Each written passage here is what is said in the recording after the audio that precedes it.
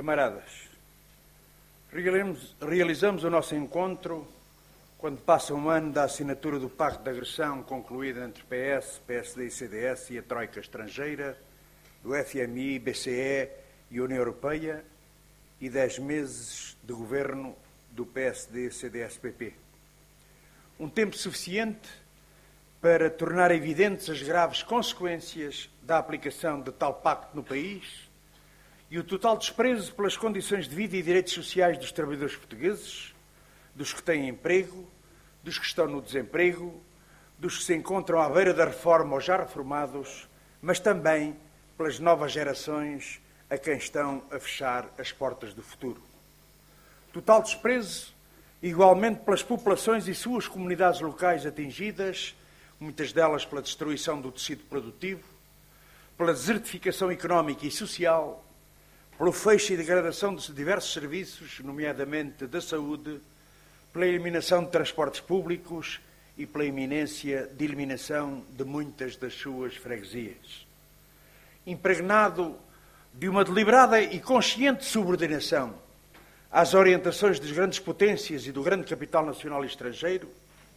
o atual governo PSD-CDS assume-se como executante desses interesses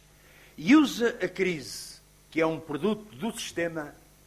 como uma oportunidade para dar novos passos na ofensiva contra as funções sociais do Estado, aumentar a exploração do nosso povo e promover a concentração e centralização da riqueza.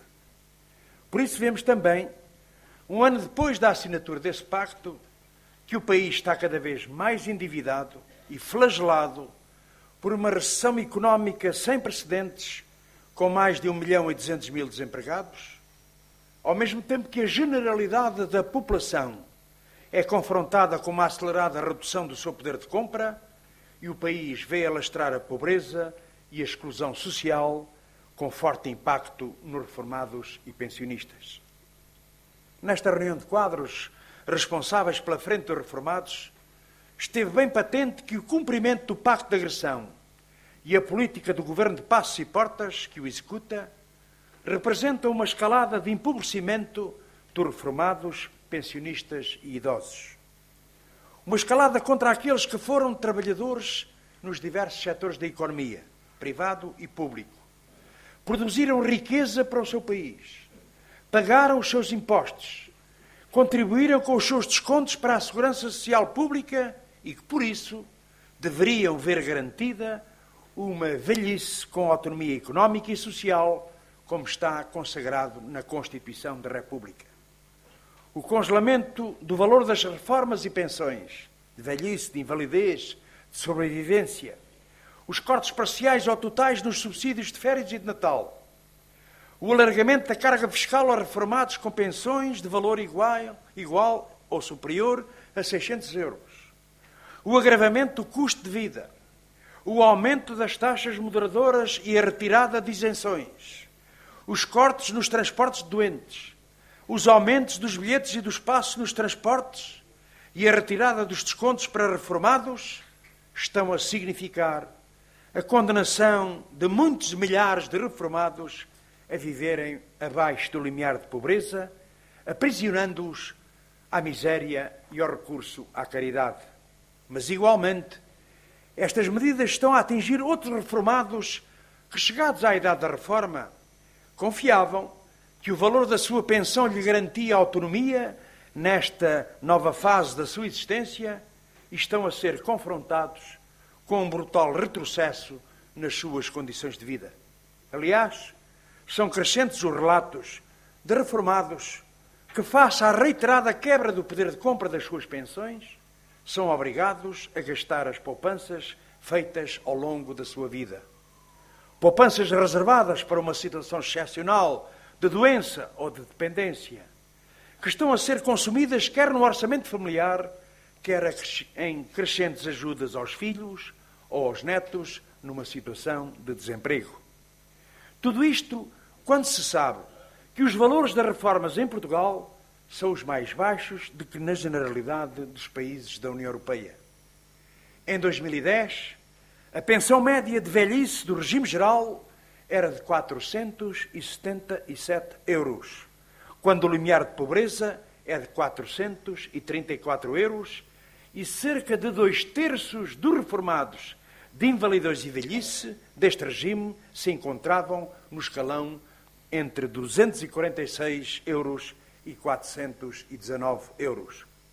Este não é um problema novo. Ele resulta do modelo económico assente em baixos salários,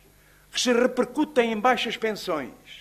resultantes das políticas de direita, a par de erradas políticas de atualização anual das pensões, que passaram também a depender do desempenho da economia. Uma situação que agora se agrava com a decisão do seu congelamento por data indeterminada pelo atual governo.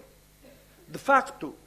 por detrás da propaganda em torno dos aumentos das pensões em 2012, em que o CDS-PP procurou criar a ilusão de que a sua preocupação social teria de ser assumida pelo governo da coligação com o PSD, a realidade dos factos mostra que, em primeiro lugar, foram aumentadas apenas 4 das pensões mínimas do regime geral para as carreiras contributivas inferiores a 15 anos, com valores manifestamente irrisórios. Todos os restantes reformados e pensionistas, com períodos contributivos superiores a 15 anos, viram as suas reformas congeladas. E, no entanto, os seus valores oscilam entre 247 euros e os 379 euros. Insignificantes foram ainda os aumentos das pensões de invalidez e velhice das atividades agrícolas. E no regime não contributivo, as pensões sociais de invalidez e velhice passaram de 189,52 euros para 195,40 euros. A mesma receita foi seguida para os reformados e pensionistas do setor público abrangidos pela Caixa Nacional de Apresentações. Aumentos irrisórios para a pensão mínima dos que têm um período contributivo entre 5 a 12 anos e para os que têm períodos contributivos entre 12 e 18 anos. Todas as restantes pensões de reformados com mais de 18 anos de descontos e cujos valores oscilam entre os 272 e os 404 euros ficaram congeladas também por tempo indeterminado. Estes são exemplos do embuste em torno da preocupação com as reformas mais degradadas e com a pobreza entre os idosos, que procura esconder a sua cruzada da aniquilação do valor de uma carreira contributiva como contrapartida para o direito à reforma e a uma pensão digna. O PCP não aceita, como não aceitam os muitos milhares de ativistas e dirigentes do movimento unitário dos reformados, que o aumento da esperança de vida seja transformado num fardo social e seja pretexto para impor um caminho de aumento da idade da reforma e de abandono do direito à proteção social na velhice e para as atuais gerações de trabalhadores. Importa recordar que o aumento da esperança de vida em Portugal está profundamente ligado à melhoria das condições de vida, à edificação do Serviço Nacional de Saúde, que garantiu o acesso de todos ao direito à saúde e do sistema de segurança social, que garantiu o direito de todos os trabalhadores à reforma, entre outros fatores de progresso registados, e convém aqui lembrar, na véspera das comemorações do 25 de Abril, isto foi possível porque houve uma revolução, porque houve a Revolução do 25 de Abril.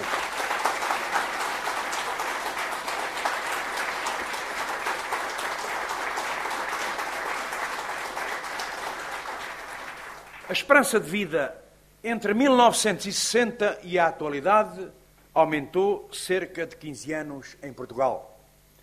Mas há aqueles que teimam em estabelecer uma estreita e exclusiva relação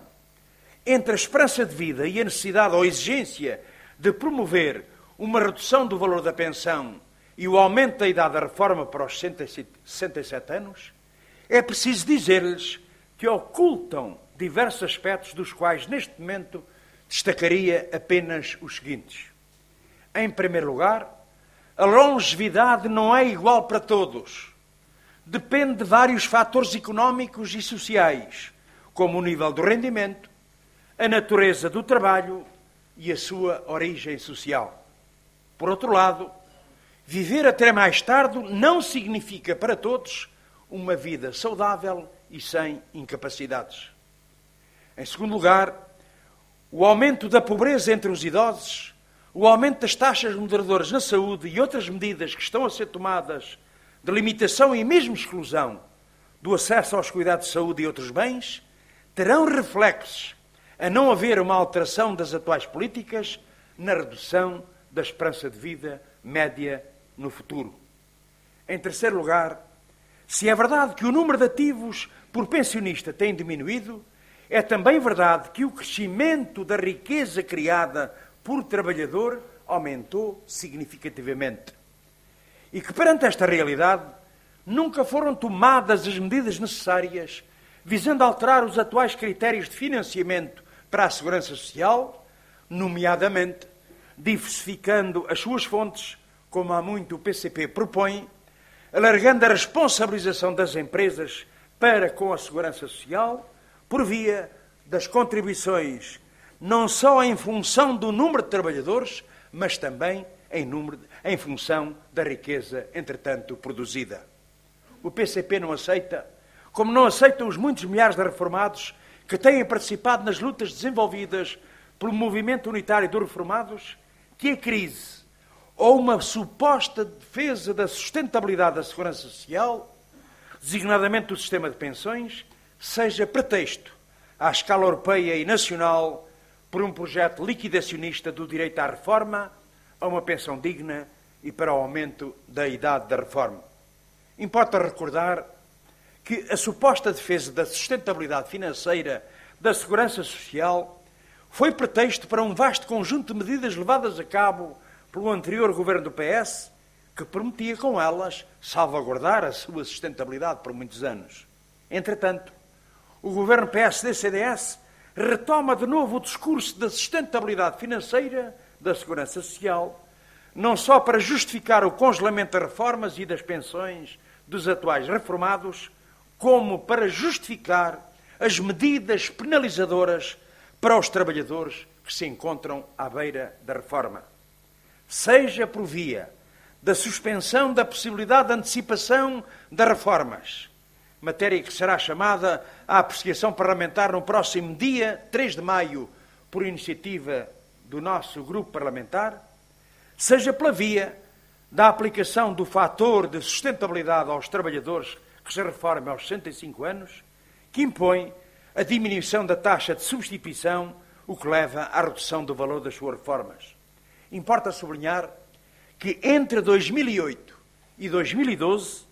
a redução causada pelo fator da sustentabilidade passou de 0,65% para 3,92%. Em 2012, esse fator de sustentabilidade significa, para os trabalhadores do setor privado e público, uma redução de 3,9% no valor das reformas. Camaradas, foi aprovado há dias e à pressa pelo Governo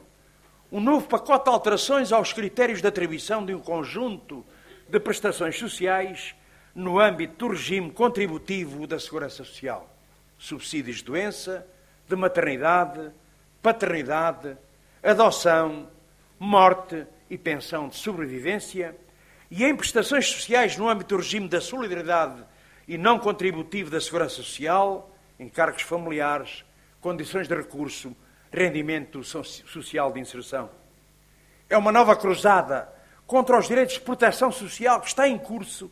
e, igualmente, uma clara redução nas transferências sociais para garantir a proteção social, incluindo a crianças e jovens e dos que se encontram em situação de pobreza. Medidas que representam um caminho que visa destruir um papel do sistema público de segurança social enquanto instrumento de redistribuição do rendimento nacional, num quadro que, segundo o INE, a redução ou a eliminação das prestações sociais pode atirar 43,4% dos portugueses para o limiar da pobreza. Além disso, neste fim de semana, o governo PSD-CDS-PP anunciou também a intenção de avançar com um limite máximo de pensão a ser paga pelo sistema público e com a introdução do plafonamento, que é uma velha aspiração do PSD e do capital financeiro em Portugal, que agora aproveita a boleia do pacto de agressão para avançar. O plafonamento corresponde à fixação de um valor no salário, a partir do qual não são feitos descontos para a segurança social. Tal significa transferir a parte não descontada para fundos de pensões e seguros privados, colocando as contribuições dos trabalhadores ao serviço da especulação financeira, cujo valor da pensão seria sempre incerto, ao mesmo tempo que as entidades patronais ficariam libertas dos descontos para a segurança social. Quanto ao limite do valor da pensão a pagar pelo sistema público, julgo importante clarificar 3 aspectos. Primeiro, é preciso diferenciar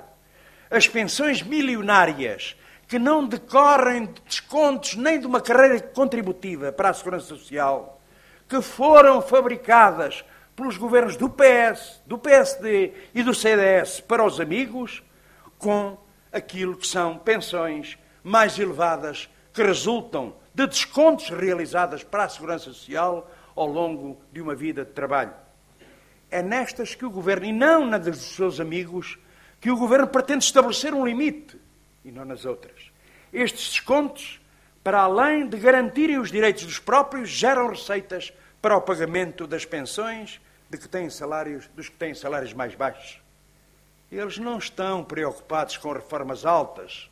Estão preocupados é com os descontos altos que muitos fazem para a segurança social, para atender às reformas mais baixas. Por isso, a intenção do governo PSD-CDS não introduz nenhum critério de justiça entre reformados, mas a concretizar-se, retirará importantes receitas devidas ao sistema público de segurança social, contribuindo, inevitavelmente, para a sua fragilização da sua situação financeira. Segundo, em 2010, no sistema público de segurança social, existiam 869 titulares com pensões superiores a 5 mil euros, ou seja, 0,05% do conjunto dos reformados.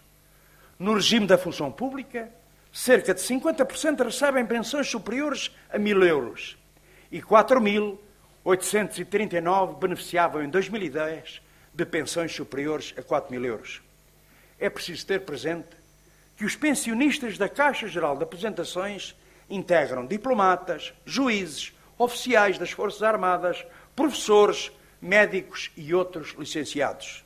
Estas pensões elevadas correspondem a salários elevados e a longos períodos contributivos. Estes descontos contribuíram para a sustentabilidade financeira do sistema, não sendo aceitável que sejam metidas no mesmo saco das pensões milionárias decididas pelos governos PS, PSD e CDS e que não cumprem nem cumpriram os requisitos impostos aos trabalhadores e à sua carreira contributiva.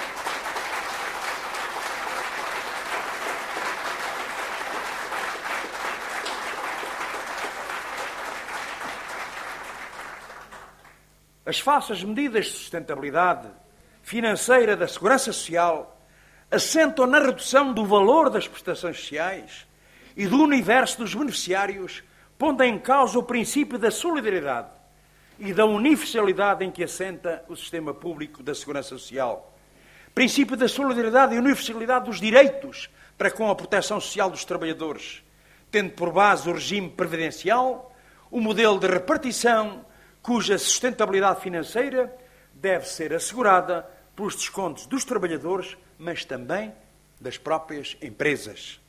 Universalidade dos direitos para todos aqueles que não têm descontado para a segurança social, devem ter proteção social a partir das transferências do orçamento do Estado, sempre escassas, sempre curtas, não cumpridas, ou seja, de todos aqueles que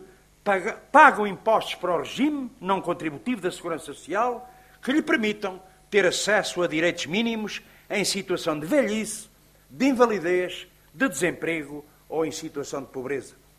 E não venha o Primeiro-Ministro dizer aos portugueses, lá a partir dos Açores, que estes direitos são esmolas. Em esmolas é o que querem transformar os atuais direitos com o processo de destruição do sistema público da segurança social, universal e solidário, para implementar um sistema assistencialista de mínimos sociais, para alguns que se encaixem no perfil dos pobres previamente definido pelo Governo. E permitam-me que vos diga, camaradas,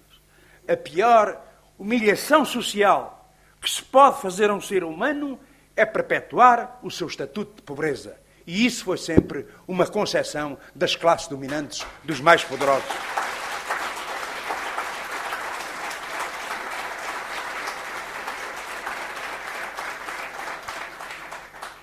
Falam em sustentabilidade,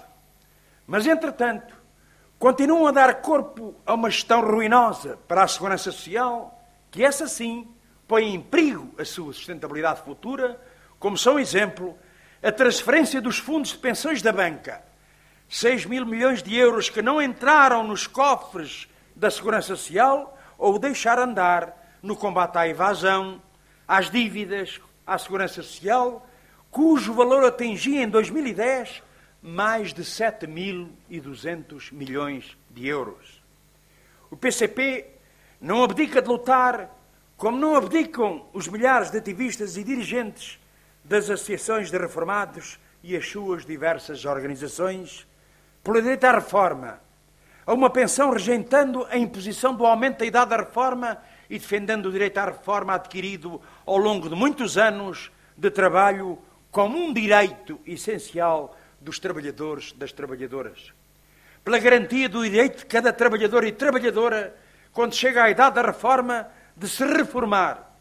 de optar pela atividade que melhor corresponde às suas necessidades e expectativas, sem imposição do prolongamento do seu trabalho profissional.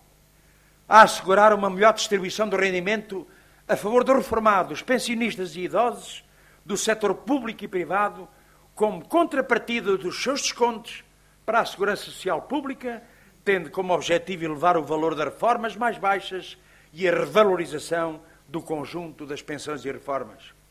E muito justamente foi destacada nesta reunião a importância de, com o PCP, dar mais força à luta de reformados pela rejeição do Pacto de Agressão, em defesa de melhores pensões e pelo direito à saúde. Melhores pensões significa defender intransigentemente o sistema público de segurança social universal e solidário. É preciso ampliar a unidade entre os reformados do setor público e do setor privado, independentemente do valor da sua reforma,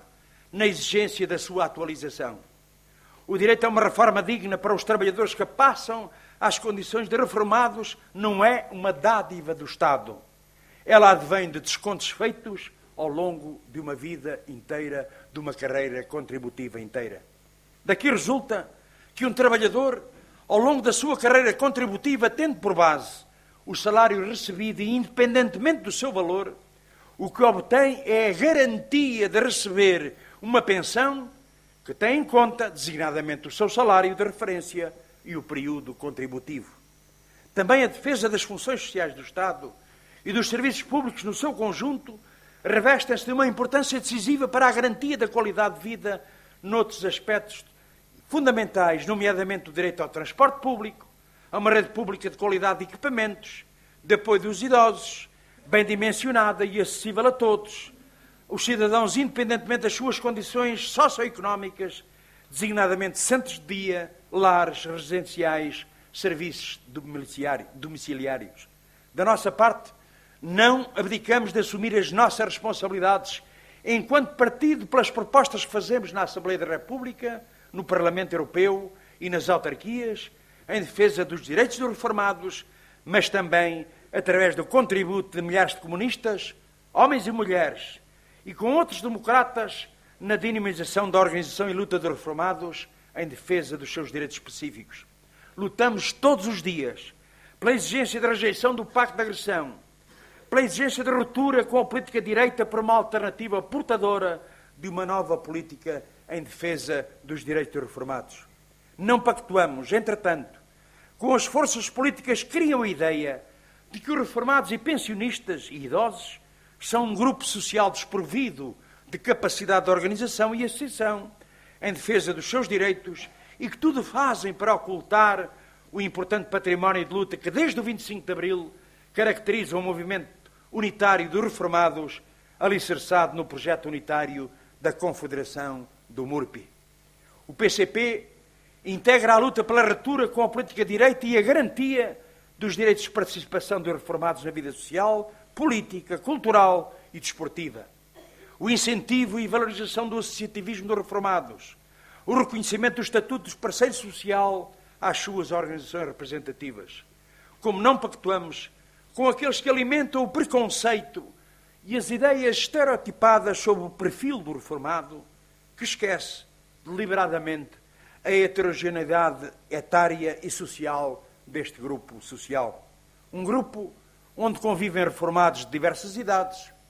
com reformados no auge das suas capacidades, com outros em situação de dependência, mas também de cidadãos com experiências e saberes diferenciados que não podem ser desperdiçados. Da força da luta dos reformados, pensionistas e idosos, de hoje está a garantia ao seu direito de envelhecer com direitos. A força e ampliação da unidade e luta no tempo presente é seguramente uma fonte de acumulação de forças na defesa do direito à reforma, a uma pensão digna para as futuras gerações de trabalhadores. Sim, camaradas, não tenhamos ilusões. A maioria de nós viveu mais, viveu melhor do que no tempo dos nossos pais. Hoje, a nossa preocupação é que os nossos filhos e os nossos netos vivam pior que nós. Ao contrário dos avanços civilizacionais, ao contrário de todos os avanços fascinantes do ser humano no domínio da ciência e da técnica, está aqui uma causa profunda. O capitalismo não tem limites. Pela sua natureza quer sempre ser mais predador, aumentar o lucro, acrescentar lucro ao lucro. É essa a razão funda, porque hoje os nossos filhos, os nossos netos, hoje são mais ameaçados do que nós. E, camaradas, nós que estamos prestes a celebrar o 25 de Abril, tenhamos a ideia que os direitos não são um legado, nem são uma herança. Foi a geração de Abril, como aqui foi dito, que os conquistou. Terá que ser também esta geração de Abril, que hoje está envelhecida, que tem que continuar a lutar. Mas temos...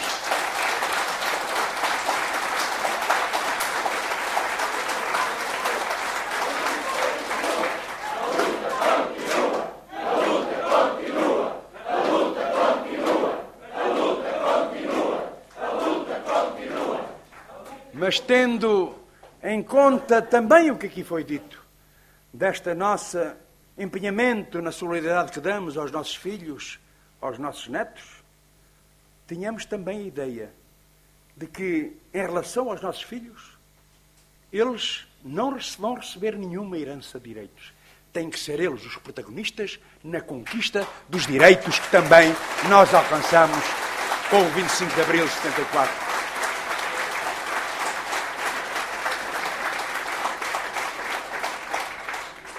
Podem contar connosco, não só para pôr a nu a natureza exploradora do sistema capitalista no seu objetivo de sempre de maximalização do lucro à custa da liquidação do direito à reforma, essa conquista histórica e civilizacional, como na luta pela transformação social, com um compromisso de honra. Na política patriótica e de esquerda que defendemos e propomos, nós consideramos que serão devolvidos e valorizados os direitos que agora estão a ser roubados aos reformados e pensionistas.